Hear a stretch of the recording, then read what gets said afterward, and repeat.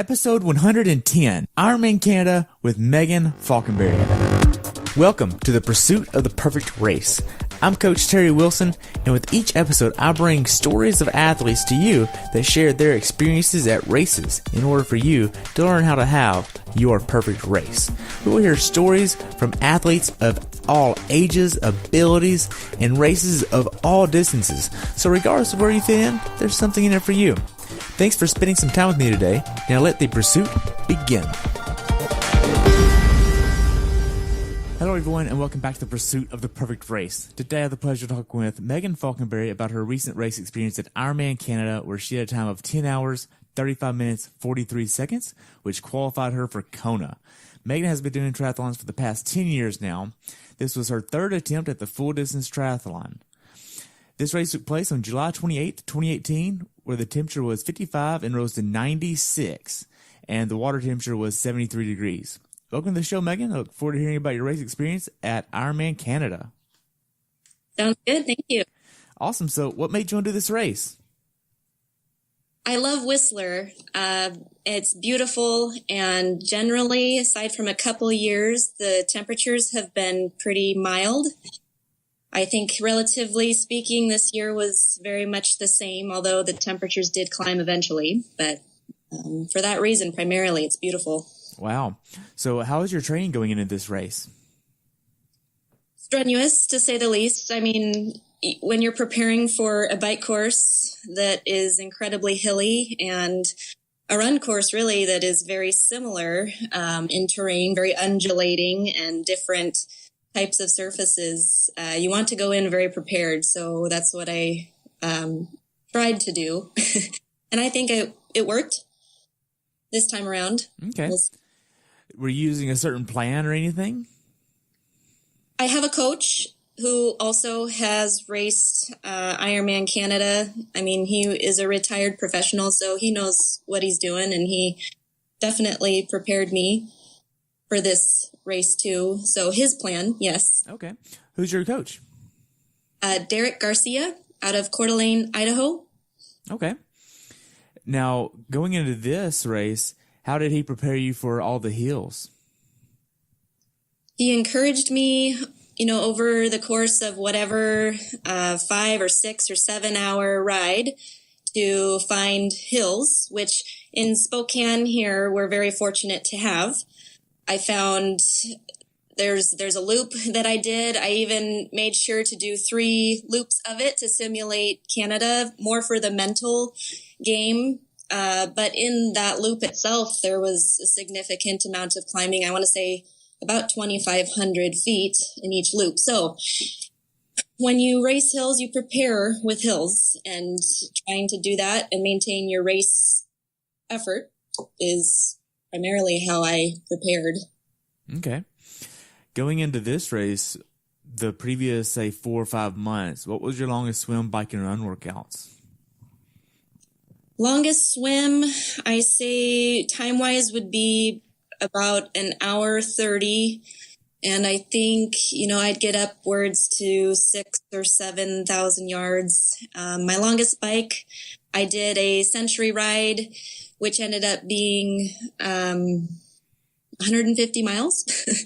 And then longest run, about 23 miles. Okay. Was that long run all at once? Yes. Wow. I think my time ended up being 2 hours, 40 minutes. Okay. Were you doing a lot of Brixton training? Yes, I would say I probably did about 10 bricks leading up to Canada. Toward the end, my coach didn't think it as necessary. So I would say in the last couple weeks I didn't. But my longest brick, I ended up doing the half in Coeur d'Alene, so, a half marathon. But in training, 45-minute run. Okay. Were you doing a strength training program as well as part of all this, or what did that look like? I was coming back from a hamstring injury this past winter, and so most of my strength training has been rehab strength training. Nothing with serious weights, just a lot of competition, and I use a lot of bands and body weight.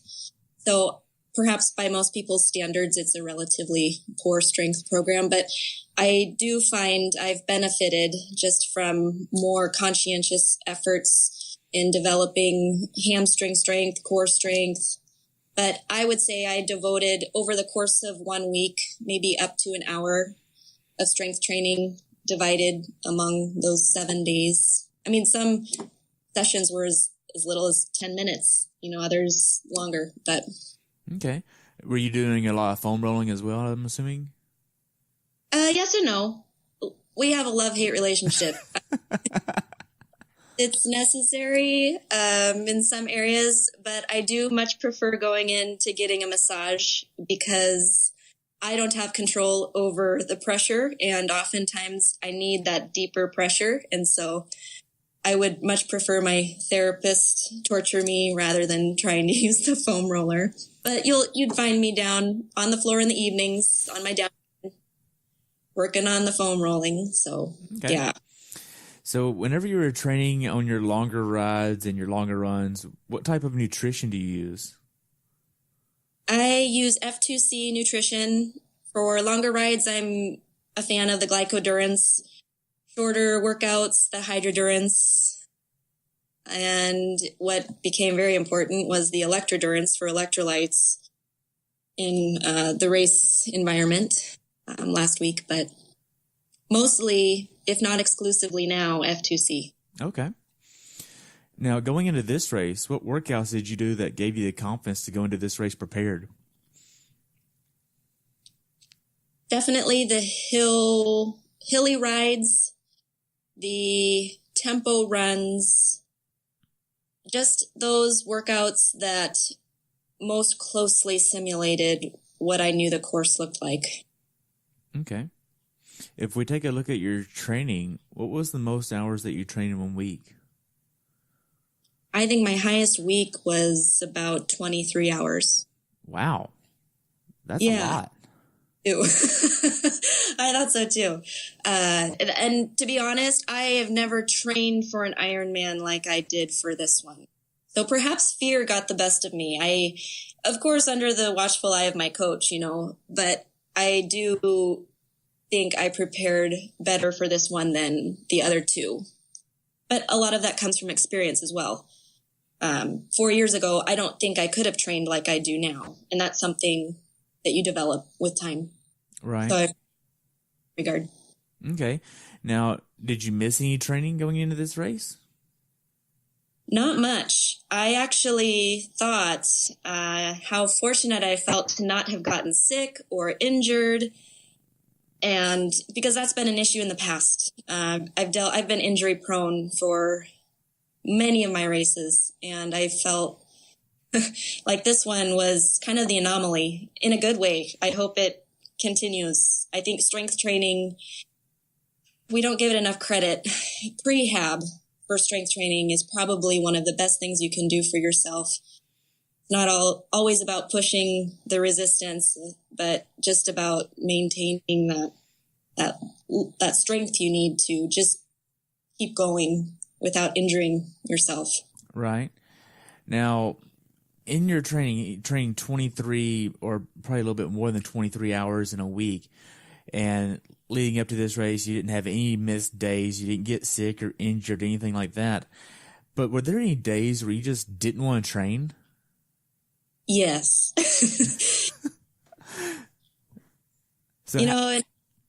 My coach, he very much encouraged me that if it's not going to be a physical day, then it better be a mental one. So mental barriers, I often find, are just as challenging, if not more so, to get through than the physical ones. So I would often tell myself, Megan, just start. Just start and see where it goes. And probably 99% of the time, I'd get it done. So I would say, yeah, I had many of those days, but you get through them. Okay. Now, you're training 20 plus hours a week with tons of consistency where you didn't miss any workouts, never got sick, nailed all your workouts going into this. But when you're not training or racing or traveling to a race, what are you doing? I'm working. You work full time? Yes, I'm a physical therapist in a skilled nursing facility.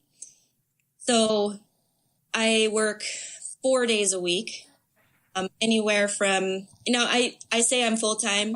I'm not the typical full-time employee, though. I work probably 26 to 28 hours a week. And that also helps me to train more. I'm very fortunate to have a supervisor who is cognizant of my schedule outside of work.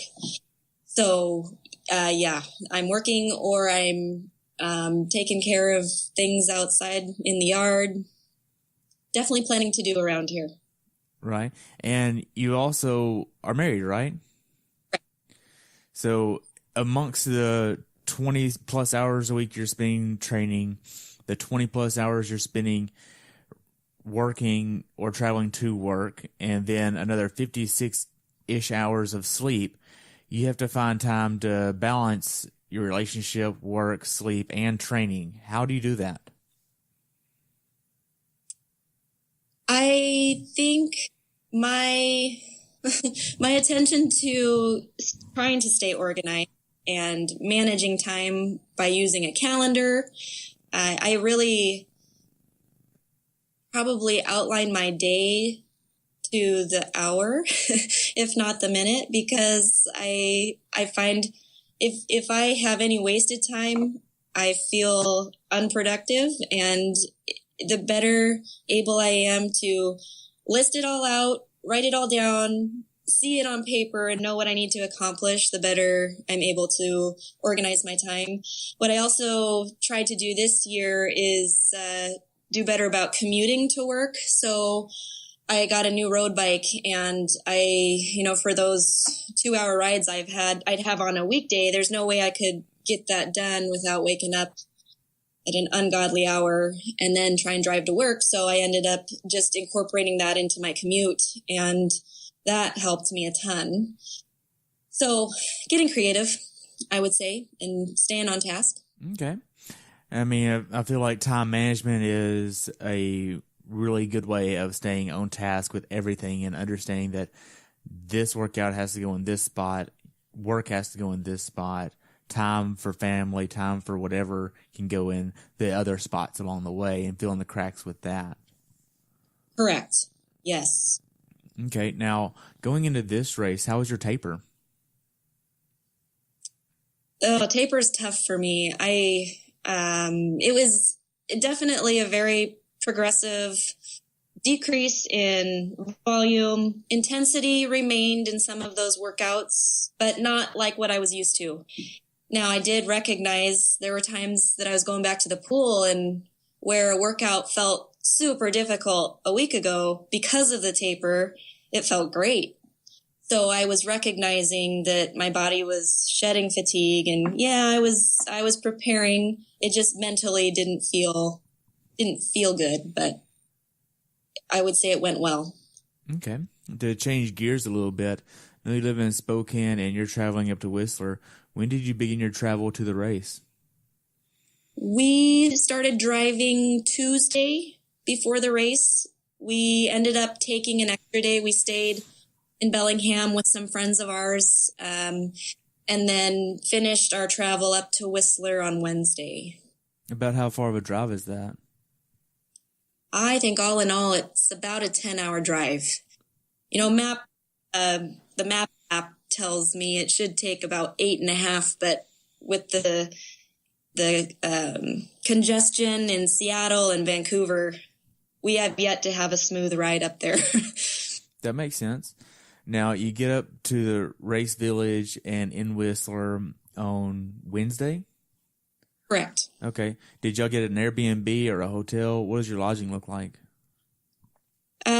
We use vacation rental by owner. We've had really good luck with those, and it allows us to make our own meals, save money, so we're not eating out all the time. That way I know what I'm eating. I'm super nervous about going and eating out when I don't know if what I'm going to have offered me is what I really need or is really safe for me to eat. Right. So we've used those and had pretty good luck. In Whistler, it's tough. It's a village that really is meant for the winter time. So air conditioning is really hard to come by. And while our condo did have it, the circulation was terrible. So we got into our condo that ended up being 93 degrees, and trying to cool that down over the course of a couple days took a lot of effort. So it's tough in Whistler if you need air conditioning. Now, granted, for the race, it probably would have been a good idea to try and acclimate to that heat, but I didn't know that at the time. So, okay. Now, did y'all spend a lot of money on the VRBO for this, or was that pretty expensive? Our experience has been that it's probably a better deal than some hotels. Really? I'm trying to think. I look for condos that are under, or apartments, whatever we stay in, houses sometimes that are under $100 a night, just because I know they're out there. You obviously could spend more if you wanted to, but we weren't looking for anything fancy. Just the bare minimum, the air conditioning, the Wi-Fi, king bed, accessible. This one wasn't. Ground floor is often one of my requirements as well. This one, we were on the third floor and there was no elevator, so oops on my part. So, but yeah, I would say I don't think we spent more than $1,000 on that whole weekend. I mean, it was plus the conversion, the currency conversion, but it was a good deal. Nice. So you just fast forward a few days here to your actual check-in. How is your check-in process for this race? Very smooth. I think I went the first day, I think it was a Thursday, we could start checking in. It wasn't right at 9:30 when it opened. Maybe an hour later.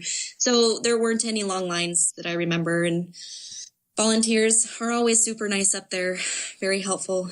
I mean, I think I have yet to go to a race where they're not, but it was a good experience. Okay.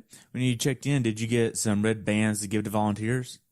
I did not this time. No, I actually was expecting them, but I don't know if my volunteer was nervous. This may be or she was trying to get everything in and forgot them, but I did not get any this time. I saw others with them, though.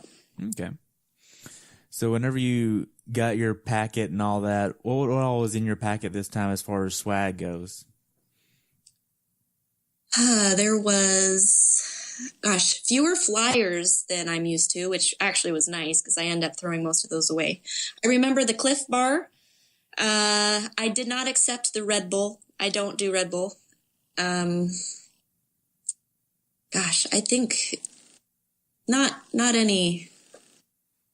anything big, which, I mean, I don't need a lot of goodies in my bag, to be honest. I put my packet in there and I'm off. The bags were pretty awesome. Oh, really? I think my husband did the half and he was jealous of my bag versus his bag. So the bag was pretty cool. It's like a duffel bag compared to the swim type bag.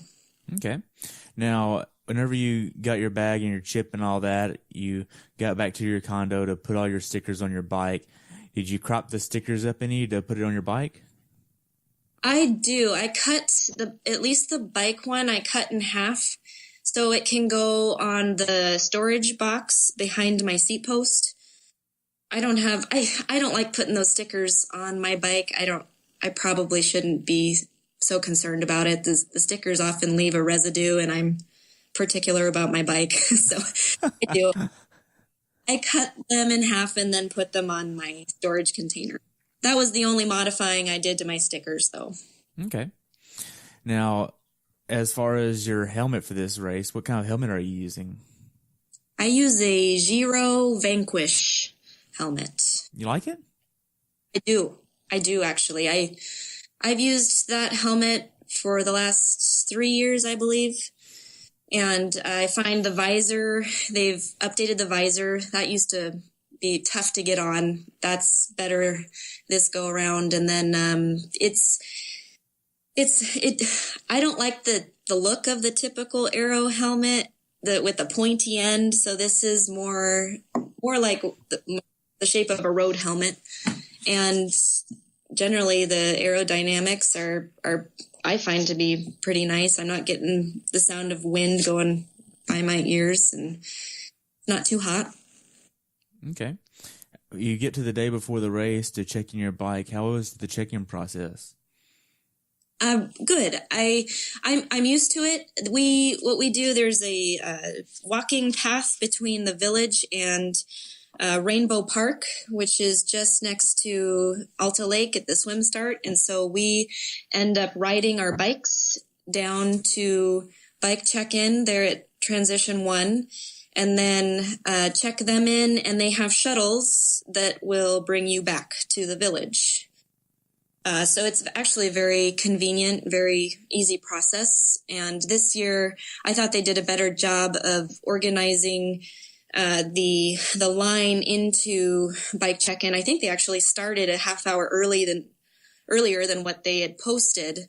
But they take pictures of your bike and then you walk it into transition. Whereas last year we had to walk into transition, take pictures of the bike, and then go rack it. And it ended up being seriously congested. This year it was pretty smooth. Okay. So why do they take pictures of the bikes? Have you yet to figure that out yet? I am not 100% sure. I don't know if it must be for liability purposes. They didn't want us in the picture, so they're not trying to show which bike belongs to which person. I wondered if that might be it. But your number's on the bike. True. The number is on the bike. I couldn't tell you. I don't know.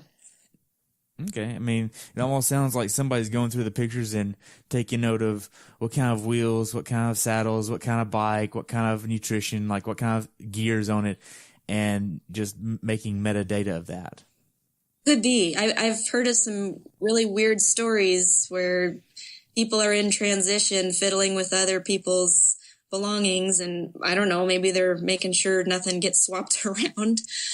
So crazy stuff. I sure hope that doesn't happen. Okay. But the day before the race, are you doing any type of last workout? Yeah, I did. I did like a 10-minute shakeout run just to make sure everything feels good. I think it's more mental than anything. You're nervous, and it's just a way to make sure everything's still on right. The bike was just the ride out to Rainbow Park to check it in, and then I took one last dip into Alta Lake and with my wetsuit and called it a day. Wow. Now, how was the water there? The water is so nice. I can't speak any more highly of Alta Lake. I mean, it's kind of tucked in behind some mountains that ended up on race day, keeping the sun off of us for a good portion of the swim. And while the water isn't clear, it's not gross. I've swam in some really gross water. I actually like a little bit of murkiness because I get nervous when I can see the bottom. And the sea, and then I'm looking for fish, and then I think maybe I shouldn't be looking that hard. So in the water it was so comfortable for a wetsuit swim. It was very nice. Okay. Now, the day before the race, what's your nutrition plan for getting the right amount of calories in the day before the race? Are you looking at carbs, proteins? What are you looking at? Well, to be honest, I kind of start that prior to the day before. I don't know, maybe 2 or 3 days before the race, I am starting to take out a lot of the vegetables I love. And really, I started moving more toward leafy greens toward that last day. Like for dinner, I had some salmon and some rice with sauteed kale and onion. I try and move to more simpler foods that I know I'll digest easier, but I don't want to get rid of any of that good protein, which is going to keep me feeling more full, but not too full. I also really relied heavily on hydrodurance to stay hydrated because I knew the heat was going to be a factor, and I needed to start doing that 2 or 3 days before the race. So I was doing a lot of hydrating, especially that Saturday as well. Okay. And for your breakfast and lunch and dinner on the day before the race, what was that? My typical meals, in the mornings, I do sourdough toast with peanut butter and banana, and then some oatmeal with F2C's natural whey protein energy mix. And then for lunch, I generally stick to an avocado with a couple eggs and either quinoa or rice. And then, like I said, for dinner, fish. I love salmon and rice, so I can't go wrong there. Okay. And for you getting in bed at a certain time the day before the race, are you shooting to get in bed at 7:30, 8:30, anything like that? I think I was in bed by 7. I'm not sure that I fell asleep until 7:30 or 8. At that point, the sun's still out. No one else is asleep. And that was the other problem with our condo. We were right above a liquor store and a bar. And in hindsight, that was really stupid. People were out well into the morning hours, and I regret not doing a little more research on our location. It looked good relative to where the Olympic Plaza was and where all the Ironman festivities were taking place, but I won't do that again. So I had my earplugs in and something over my eyes, and then it was hot. So it wasn't ideal pre-race sleep, but I somehow managed. All right. So you wake up on race day. What's your race day morning ritual look like before you leave your condo? So I was up at 3 o'clock. I had coffee on. I like to get down a cup of coffee and then get my 2 pieces of toast down. Now, I don't recommend doing anything new on race day, but I knew that what Endurance 5-to-1, which is one of the F2C's new products, had in it was things that I am used to taking in.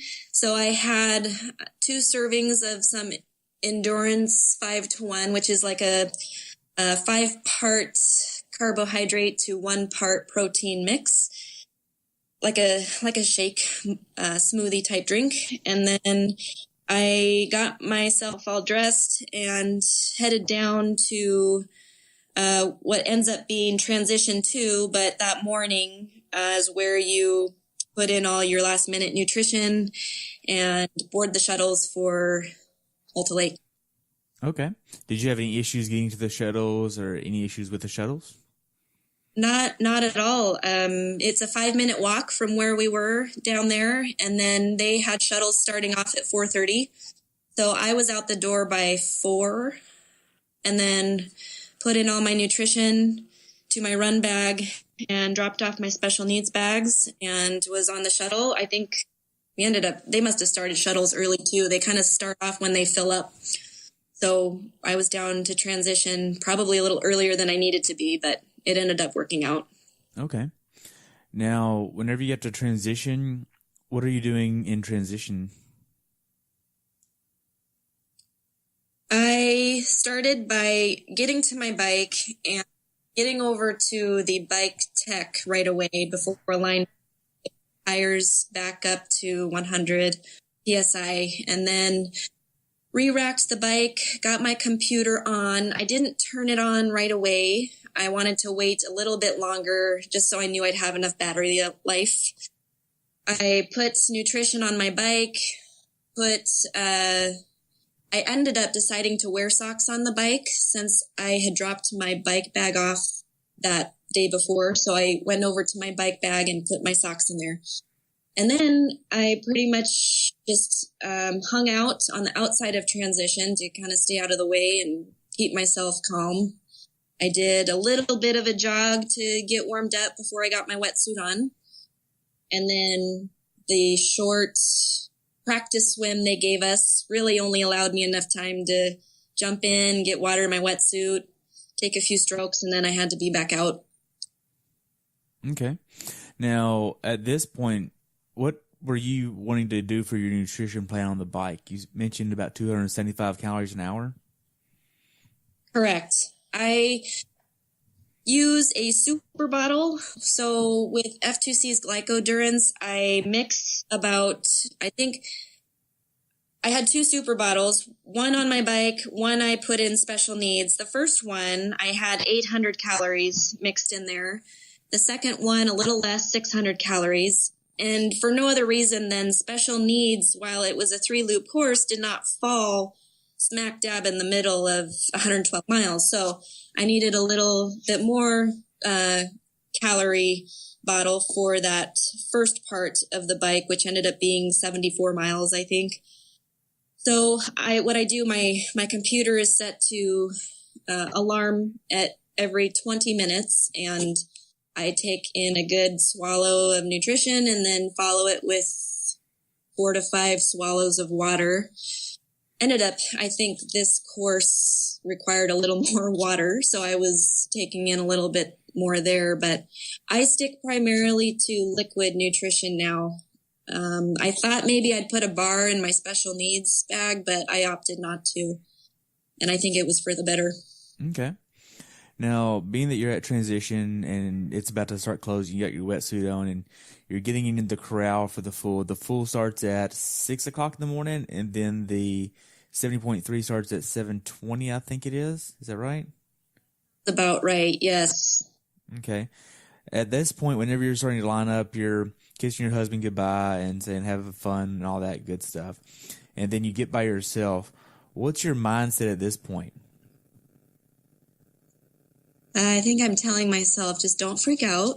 This is all going to work out. I try and listen to the music, and I might dance a little.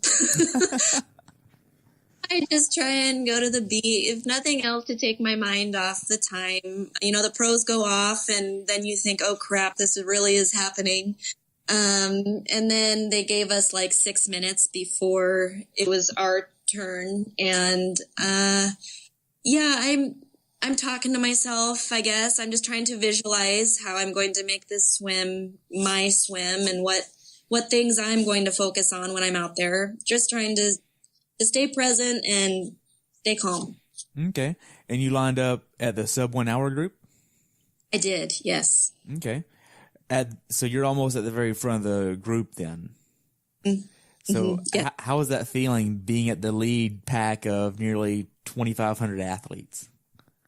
That's a good question. To be honest, though, I don't know that I think about it that way. I think what I'm really thinking is, okay, you've aligned yourself here with all of these fast swimmers. You better hold your pace or you're going to get run over, kind of thing.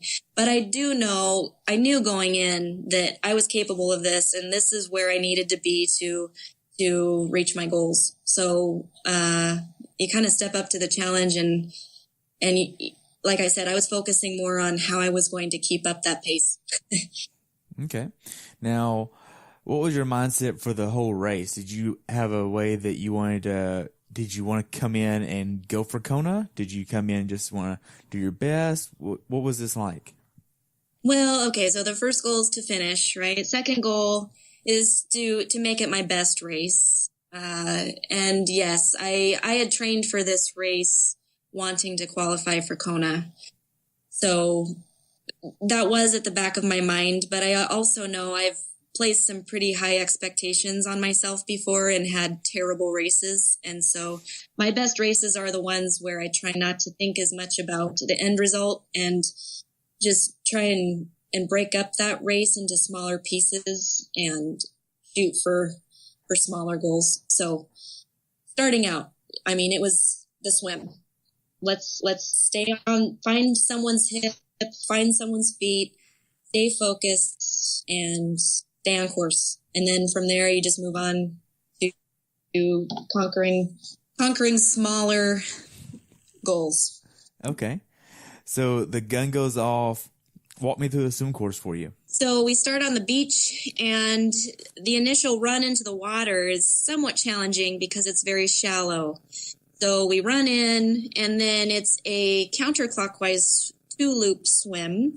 And for me, it ended up working out pretty well. You jostle for position initially. I do remember, though, I can distinctly envision the yellow lines on one guy's or gal's wetsuit that I was able to keep with for much of the swim. And that that really helped me out. Drafting was huge.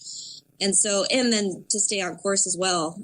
So I really focused on just trying to stick with that other swimmer around the buoys. And like I said earlier, that lake is tucked in behind some mountains that really kept the sun from wrecking any havoc on our swim. And so I used clear goggles and really didn't have any issues with glare or anything, even in that second loop coming around. And so for me, it was a relatively straightforward swim. Thank goodness. I didn't have too much going on that caused excitement in the wrong direction. Was your second loop a little bit different than the first? It was. Actually, that's a good point. By that time, you kind of catch some of the slower swimmers that haven't quite made it around. And so you encounter a few more backstrokers, breaststrokers, and what I find often happens is I feel like I'm getting off course in an effort to move around these swimmers. And so my focus was just trying to stay on the line as best as possible and keep with that other swimmer that I had been doing for that first loop. Okay. Now you get out of the swim and you take advantage of the wetsuit strippers? Oh, yes. Yeah, that they are super helpful. Get it down below your waist. Actually, I had trouble getting it off of my wrists this time, so they helped pull my arms first. And then, if you miss those wetsuit strippers, you're putting yourself in a disadvantage for sure. Okay. Now you get to your bike bag, get to the tent. How does T1 go for you? Very smoothly. I had extra help, which I wasn't banking on, but the ladies in there, they helped pull things out of my bag for me. I put my socks on and shoes on, and then they helped refill my bag with my wetsuit and goggles and whatnot, so I could just leave that, and ran out. As I was running out, I was putting my helmet on, which I had a little bit of trouble getting snapped, but it was an opportunity for me to remind myself just to slow down and breathe. So I was able to do that. And then I was on the bike. Okay. So you get out on the bike. Did you have a strategy of how you wanted to attack the bike as far as a heart rate, power, cadence number, anything like that? Knowing it's going to be quite hilly, you kind of have to have a plan. Yes, absolutely. I use power primarily to gauge my bike, and knowing that this is a 3-loop course, I didn't want to be a hero on the first course, the first loop, and then have 0 on the third. So I knew going in that, especially coming out of transition, it was going to feel super easy. And it always does, because your heart rate is super high and you're jacked up. You're just ready to go. And so coming out of Rainbow Park there, you take a right turn onto Alta Lake Road. And for me, it was just about breathing, getting my heart rate back down before I could settle in and head out on the highway. So yes, I do have a power number that I wanted, actually a range, I should say, I wanted to stay within. And I think ultimately my first loop was a little bit higher than my third, but at the end of the ride, I had stayed right where I needed to ultimately set me up for the run. Okay. From a data perspective, what numbers were you wanting to hit? I was trying to stay within 180 and 191 watts. Okay. Is that a certain percentage of your FTP, I'm assuming? Yes, that's about 80 to 85% of my FTP. Wow, that's awesome. Now, as far as the bike ride goes, how does the first 20 miles go? So the loops were about 35 miles each, and that first 20 miles includes Alta Lake Road, and then kind of the drop down toward Callahan Valley Road, and you go up about 2 miles before you turn around and fly back down to the highway and make your way back to Rainbow Park and Alta Lake Road. So it's The highway is very up and down. Like some people commented, there really is no flat section. And in some regards, I kind of liked that because you're going up and then you get that rest and recovery coming back down. Okay. Now, were the aid stations well marked? Were they stocked pretty well for you? Yes, they had three aid stations, and they all were very, but well stocked. My only issue that I remember having in this race compared to others was I didn't feel like I had enough time between the waters that I was grabbing and then that sign for the last chance trash. I was always feeling rushed to try and get water in my bottle, spray me down, and then maybe grab an extra water if I could. So I don't know if these were just over a shorter section of road compared to other races I've done, or if I was just more conscious about grabbing more water than I normally would. But I'm kind of thinking they were just a shorter aid station. Right. You're not the first one to mention that, and that's what my perception is. And I didn't do the race, but I feel like it is a little bit shorter. Okay, well, that makes sense then, because I kept thinking, gosh, I don't have any time to get this water in my... I mean, they even had the caps of the bottles undone for me, which isn't always a given. And I was trying to fill... I'd slowed. I was trying to fill my Aero bottle. And then by the time that I got that in, I'd already missed that second place for water most times.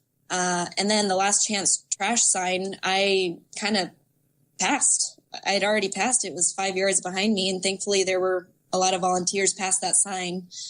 I mean, I did my best, but there definitely was something going on there. Right. Now, as far as the quality of the roads, did you see a lot of flats or any mechanicals out there? Not many. The highway road is super smooth. And I would say the worst road, which people have commented on quite a bit, is that Alta Lake Road. And I would have to agree with them in that, perhaps some changes can be made for next year on that road, but I sure hope they don't get rid of it. It's just, it broke the ride up quite a bit. You're out on that highway, which is super exposed, and Alta Lake Road just gave you the opportunity to see some wooded scenery, you get a little more shade. And but yes, Alta Lake Road had some bumps. There's some wider speed bumps through, because you're going kind of through a residential area. But it wasn't, I've rode on some really bad roads, and even that road wasn't terrible. So not many flats at all. Okay. Now, just suppose that your power meter went out. How would you have known how hard to ride versus the power number giving you feedback? How would you know how to do that? I guess I also had a heart rate strap on. I could have looked. I think, though, I probably would have gone off of my rate of perceived exertion. I'd done enough rides, hilly rides, to know what gears I was comfortable in and what efforts I have pushed in those gears. So if push came to shove, I could kind of figure out my effort based on those two aspects. I do admit, though, I tend to ride harder when I don't have that power meter to hold me back. So it could have been disastrous. I was grateful my power meter worked. Well, good. What was the prettiest part of the bike course for you? Oh, gosh, there are so many parts of that bike course. I always tell myself, if you're feeling terrible, just look up, because there'd be this amazing mountain, snow-capped mountain, or you'd look out and there'd be this pond where you swear you should see a moose or a bear, no less. I mean, I actually saw pictures of a bear crossing in front of some people riding. I didn't have the opportunity to see a bear when I was up there, but I don't know. I would still say out on Alta Lake Road, you're a little more tucked into the woods, but I like that scenery because then you're kind of looking out, you're taking your mind off the road a little bit, and you're envisioning what kind of wildlife you would see. Okay. Now, as far as the bike, was there anything that you would tell someone to be aware of that hasn't done this bike course before? I would say just be prepared for hills. I think by that third loop, there were people walking their bikes up the hills. Their heat exhaustion had gotten to quite a few people. And then I did see a fair number of crashes. Really? Yeah, yes. And I don't know who's to blame for that. I don't know. Very well could have been me, but I think on that Alta Lake Road, by the third lap, you're having some of the slower 70.3 riders, some of the slower Ironman riders, and then the faster Ironman riders all on that road, which when you're coming up a hill and you have a slower rider that's not prepared for that hill, who's swerving right to left just to get up the hill, it makes it tough to pass on the left. And then, you're kind of sandwiched between all kinds of riders. So I would say, please just prepare. Go out and make sure you have several 100-mile rides and you know what 9,000 feet of elevation gain in that 100 miles feels like. I don't know what else to say other than just prepare yourself well. Okay. Yeah. How many 100-mile bike rides did you do going into this? I think I had 8. Wow. Yes. Yeah. So like I said, I was well more prepared for this Ironman than my last 2. I think maybe I had 3 for, the last 2 I did. Yeah. Okay. Better. So now then we get to miles 80, you pass special needs at 72, and then you get to miles 80, 90, and just a touch over 100. How's your mindset at this point? Gosh, it changed. With 3 loops, I felt it was great to really break it up because, in one way you're just starting the 3rd loop and you think, oh crap, here we go all over again. But then when I reminded myself, it's just another loop. So let's just try and get up Callahan, and then you get to the turnaround, and then it's okay. Let's just try and get back to Whistler. Like I say, if you break it up mentally, I felt better than I thought I would. And when you come back into Whistler and you have way more spectator support, that helps get you back over to Alta Lake Road, because then you still have that turnaround to do. And then just a little bit back into the village. So I went from kind of low to, okay, this is just the bike. Now start getting geared up for the run. Did you have any negative self-talk come into play at all? I don't think so. I actually think I did an okay job of keeping that way away from me, because I knew in past training rides too, and the more you talk to yourself, and positively especially, the better the race feels. I also try and use the energy of fellow athletes and spectators to give me that mental boost. Scenery helps too. If all else fails, think about how beautiful this is and how lucky I am just to be out here. Okay. Now, as far as the race itself goes, did you have an idea of where you were falling in the field at this point? Yes. Back at the change tent, they told me I was the 3rd woman through. So I that early in the day, I don't always trust what people tell me, because sometimes it's not right. But I had passed 2 other ladies early on in the bike. So by that point in the bike, I had not had any ladies pass me. So I figured I was higher up, if not first. And then that was confirmed when I came into the second transition. Okay. So before you get to the second transition, are you doing anything to prepare to start running mentally or physically? Oh, yes. What yes. are you doing? Well, mentally, just kind of like what I did for the swim. As I'm coming into the village again, I'm envisioning first getting out of my bike shoes so that I can dismount without falling over. And then how I'm going to run in, I'm going to call for my bag. I'm going to get in there, and what am I going to do first? And what am I going to do second? And so just running through that list so that when I get there, it's all been reviewed already. Okay. Are you raising or lowering your cadence any? Yes, actually, I did downshift a little bit to try and raise my cadence. I generally ride at a lower cadence. I think I'm anywhere from 75 to 80 revolutions per minute. And so by the time I'd gotten into the village, yes, I was trying to go a little bit faster, but not overly so. Even in the village, it's kind of hilly too to get from entrance over to the dismount line. So just trying to. Okay, so you get to the dismount line, they take your bike from you, and you go through T2. Walk me through T2 for you. Well, I got off the bike. They take your bike and they rack it for you. I ran, maybe is that 50 yards? 50 yards from the dismount line to the bags, which I had socks on, and I'm glad I did. They didn't have any carpets down, so you're running on asphalt, which perhaps maybe next had some carpet. That would be nice, but not necessary. They had plenty of volunteers there. They got me my bag. I ran in. I took my shoes off. No, I took my socks off. Excuse me. My shoes were on my bike. And just what was mentally tough was looking down at my feet because they were super macerated.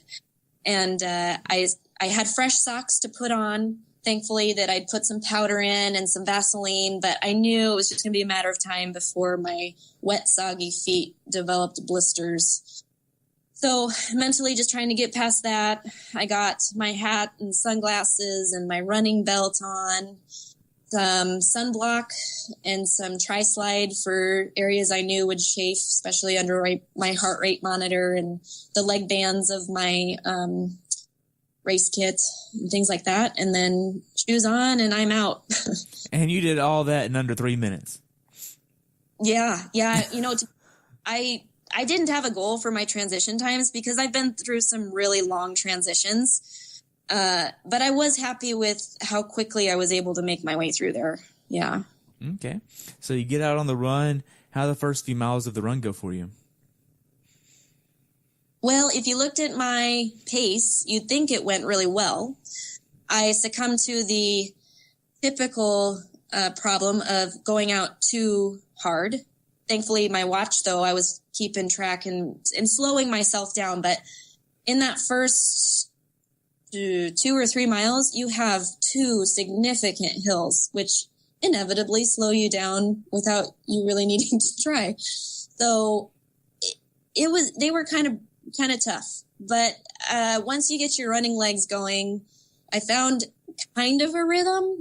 This course it's harder than what you anticipate. You start on pavement, and it's just as undulating as the bike ride is over a shorter amount of time until you get out toward Green Lake, which is just exposed and flat. There's nothing too hilly out there, but we didn't go around Lost Lake this time, but to the turnaround at Lost Lake, it's up and down, and you're on gravel and you're turning, and it's a legit course. Okay. So you mentioned some gravel. How long were you on gravel?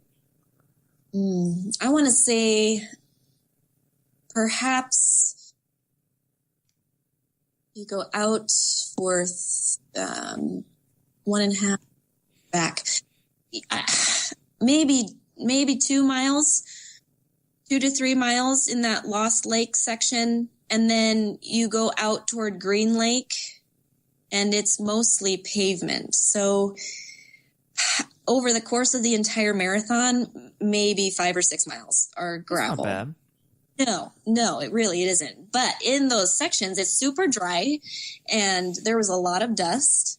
You have people; it's open to the public, so you're going around other people walking, which didn't end up being a problem. The trails are wide enough to accommodate everyone, but And bikes too. Bikes are out on those trails. So I just remember heat and dust on those gravel trails. Okay. At this point along the way, did you have a bike escort? I did. How was that?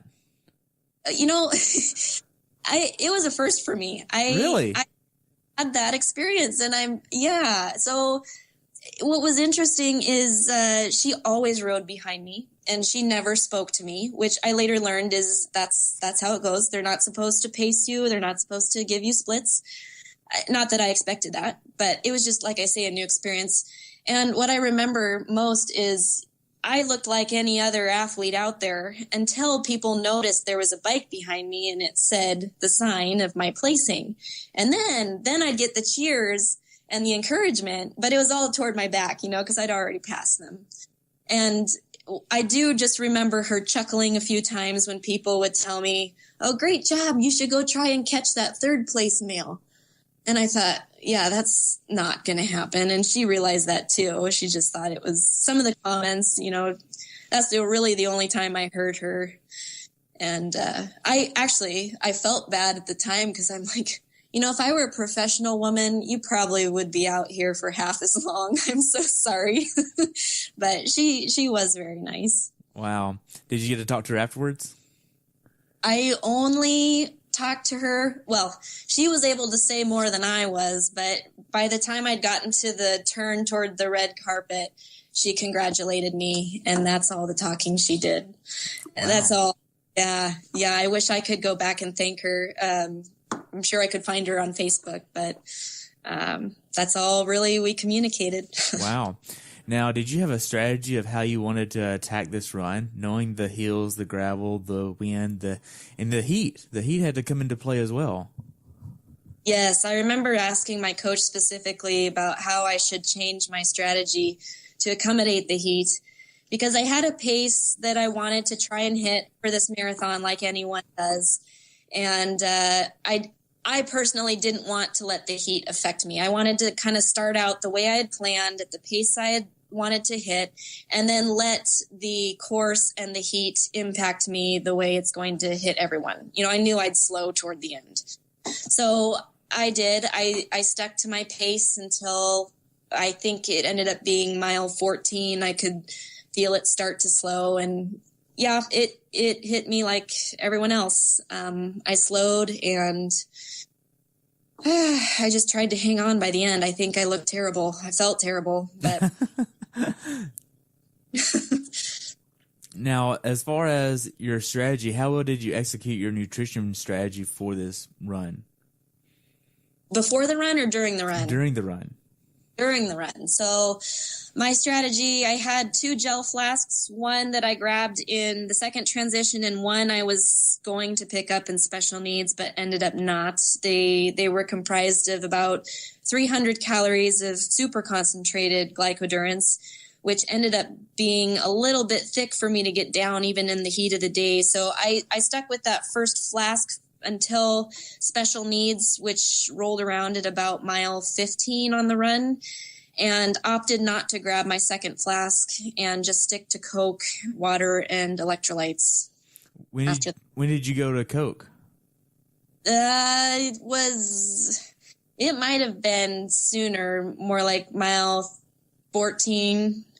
I actually went to Coke sooner than I wanted to in this run, but nothing. In fact, I was I was really mentally hurting at mile 13 when you come back from Green Lake.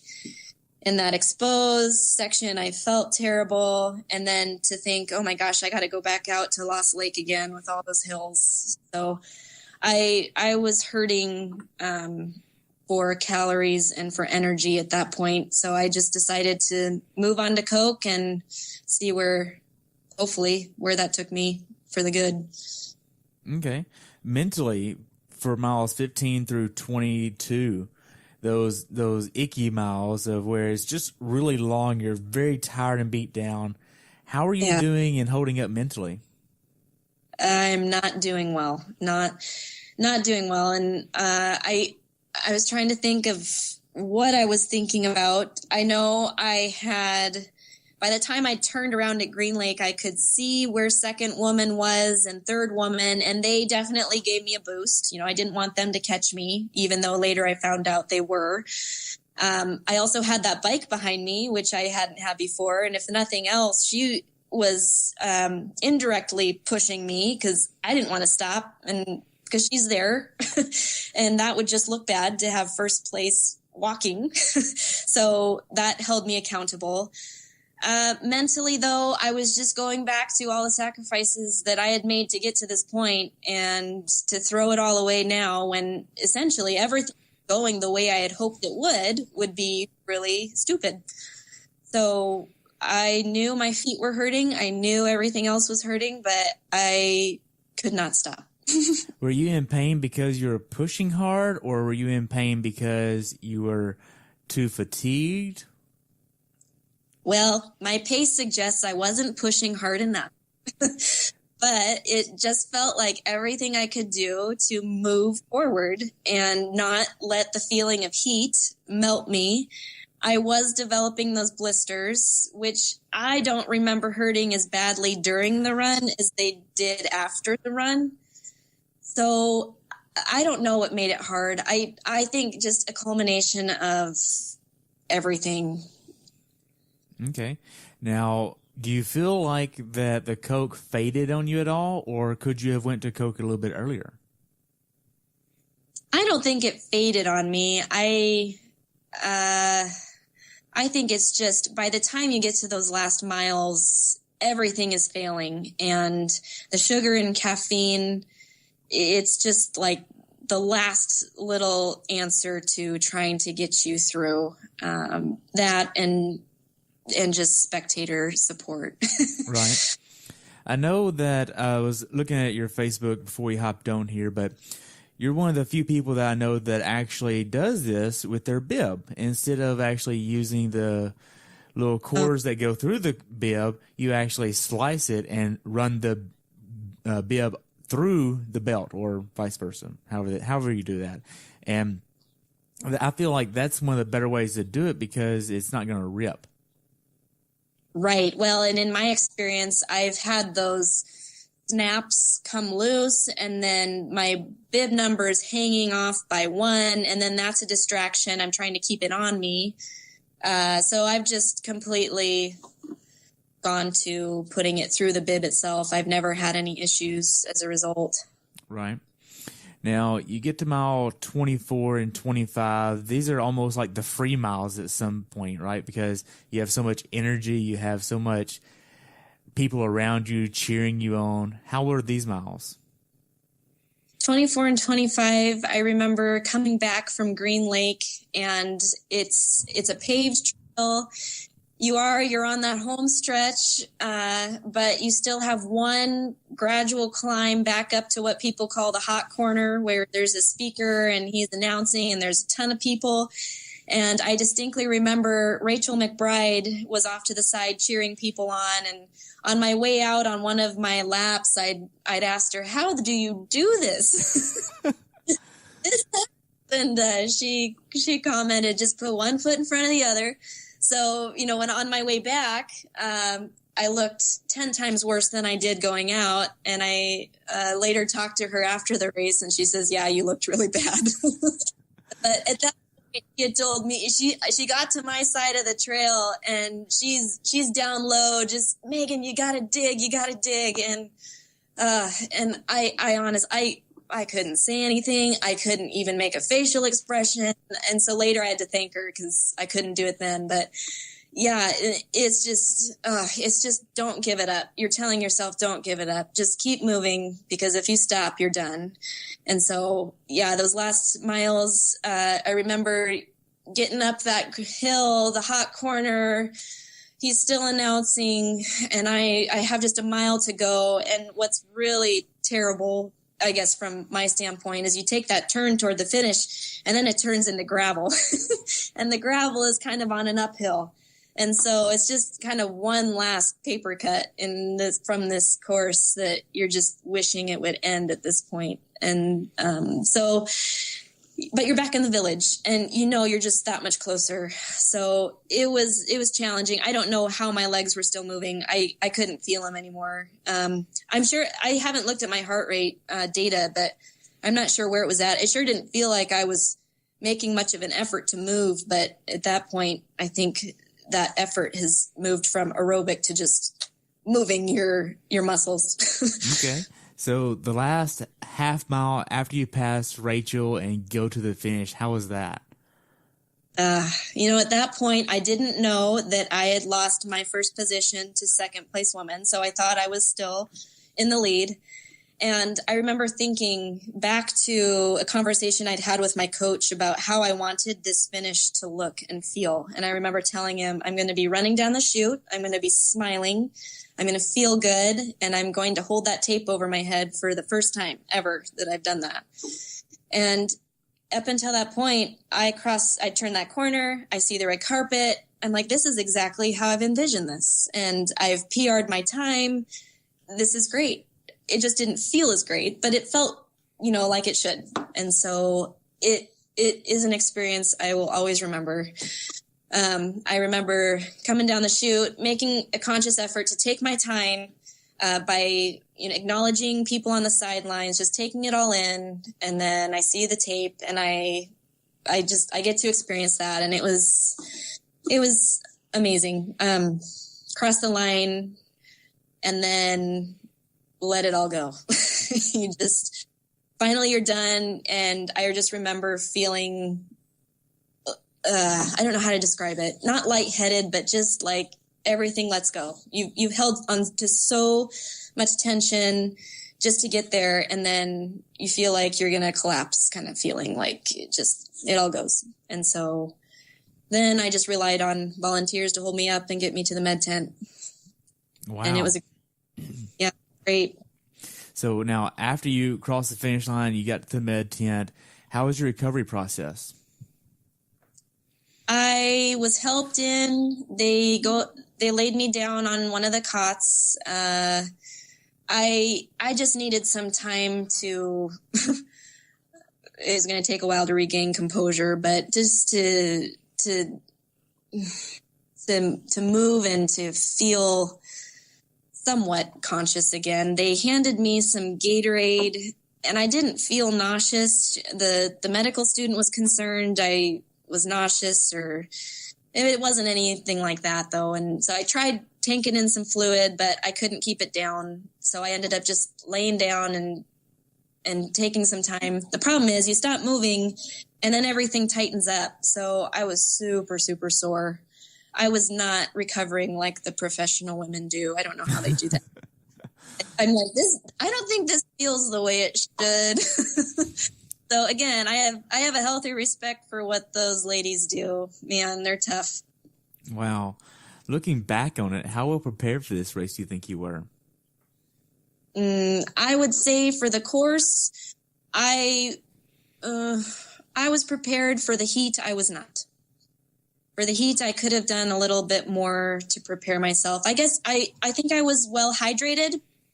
I had kept up on my fluids. I just mentally trying to feel comfortable with heat and sun on your back. That's something I'm going to need to work on. Okay. Now, as far as this course goes, what's something that you learned about this course or experience that you'd want to pass on to someone who has some experience doing races but needs some advice for this course?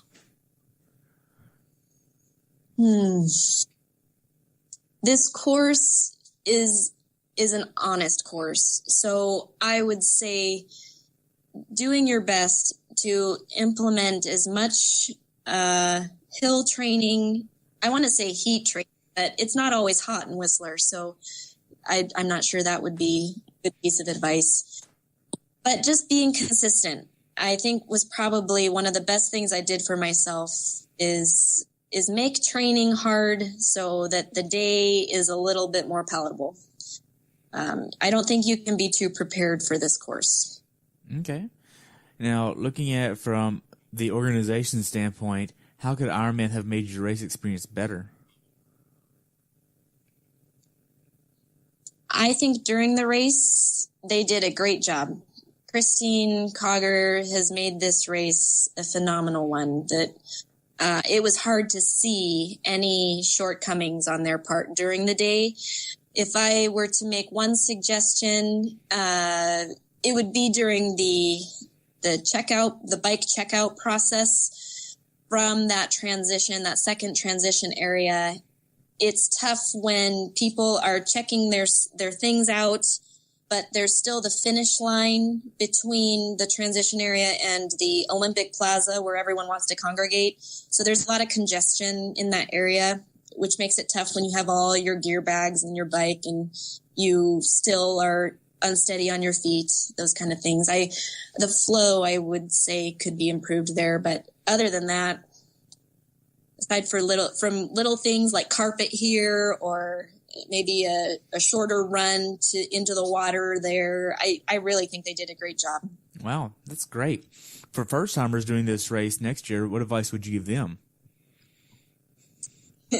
Honestly, the same advice I'd give everyone is just you can't be too prepared, and do your best to get in as many long days as you can, because Canada is a long day. It's a tough course.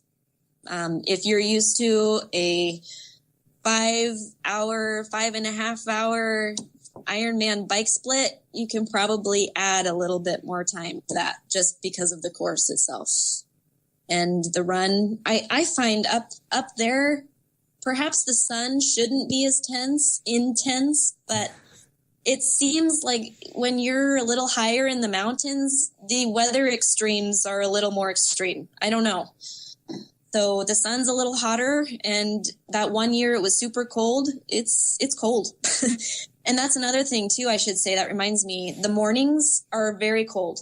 Like, I was in sweatpants. I even brought my winter coat with me because the past experience I had, you're down in the 50s that morning. And if you're in transition and all you have on is your race garb and maybe a short sleeve shirt, you're going to be cold and shivering. So I brought all my warm gear. I mean, hat, gloves, you can't be too overly prepared there either. Okay. Now, just to fast forward a little bit to the award ceremony, at this point, where was your mindset at? I am going to spend $1,000 to torture myself in KONA. And if I thought this day was hard, then I better buck up, because KONA is going to be even more of a challenge. Wow. It's an way to experience hell on earth is what I was thinking. But, it's an experience. It's one that most triathletes are working toward their entire career. And I felt very fortunate to have had the day I did up in Canada. So I told myself to enjoy putting that money forward and just enjoy every moment. So aside from the fact I hurt, I was I was not walking very well, but yeah. Wow. So whenever you actually learned that you're going to get your slot for KONA, and when did this actually take place? Was this on the run whenever you realized that, hey, I'm actually going to get my KONA slot? Or did you realize there at the finish line? Where did you realize that at? I probably let myself start to think about it toward the end of the run. I knew that the even second place woman behind me was in the next age group up. And my husband was trying to keep track of my position on the tracker. I think he had told me that I had 10 minutes on or something on the next girl in my age group. So I think maybe within the last mile or two of the run, I let myself think about it. Yeah, I try not to get too far ahead of myself because so much can go wrong in an Ironman. and especially at any point along the way. Yes. So, I mean, and toward the end of that run too, my muscles were starting to spasm a little and I'd run out of salt. And I thought, well, you just better hope something doesn't grab and please just keep moving forward. Right. Well, we covered a lot. Do you have anything else to add? Well, I guess I hope I haven't discouraged anyone from doing this race, because despite how difficult and challenging it is a must-do race. It is so worth it. It's one of my, if not my favorite race, because, every Ironman is hard, but this one is epic. It's just one of those, I hope Ironman keeps on the circuit, because it's so worth doing. Wow. Well, just to wrap up, I have a few more questions here. I know you're doing KONA, obviously, but are you doing a lead-up race for it? I know we got about, 8-9 weeks? Something like that? I don't have one planned right now. There might be something, but I need to talk to my coach first. I think my biggest priority right now is heat acclimation. So turning off the AC and moving around and outside in the heat will be my biggest priority. Okay. So what races, aside from KONA, is on your bucket list? Well, we would both like to qualify for Nice. And I know going over to New Zealand has been kind of something we'd like to do. If there's a race over there, I know there is, doing maybe one over there as well. Destination races are kind of fun, but they can be stressful just with the travel related issues that crop up. So I would say just using races to see interesting and cool places. And those two places are definitely on our bucket list. Okay. So how can athletes follow you?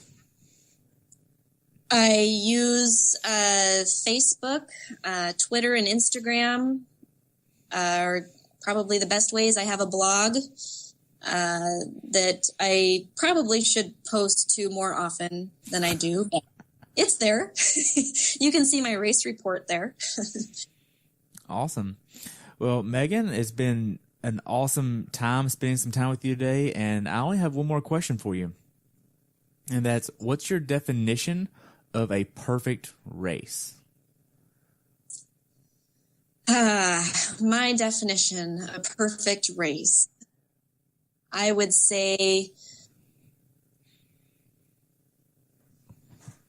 when the conditions make you feel capable of accomplishing what you want to, but even when things go south, if you are able to pick it up, somehow move through it, that still makes it a day where you've accomplished what you want to. And in the end, no race goes super smoothly. No race is really that perfect. But if you can make it your race, then it's a perfect race. What do you mean? Well, if you can get through the hard spots, if you can mentally talk yourself out of the hole, maybe you don't even get to that point, maybe it never goes that low.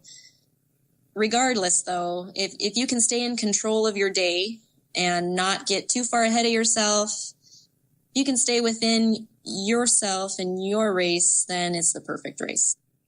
Okay, that's awesome. Well, Meghan, again, I just want to say congrats on getting your slot for KONA, and I look forward to following you, and I would love to have you back on after KONA. Thank you, Terry. I appreciate your time. You're welcome. You have a good day, and we'll talk soon, okay? Sounds good. Thank you. Thanks for tuning in today. I hope you were able to learn something from today's episode. If you enjoyed the show, please take a minute to leave a review on iTunes or share it with a friend. Be sure to subscribe so you never miss an episode. If you'd like to see pictures from this athlete's race, learn more about who I am, what I'm doing, or be on the show yourself to share your story, check out my website at CoachTerryWilson.com. Until next time, continue the pursuit.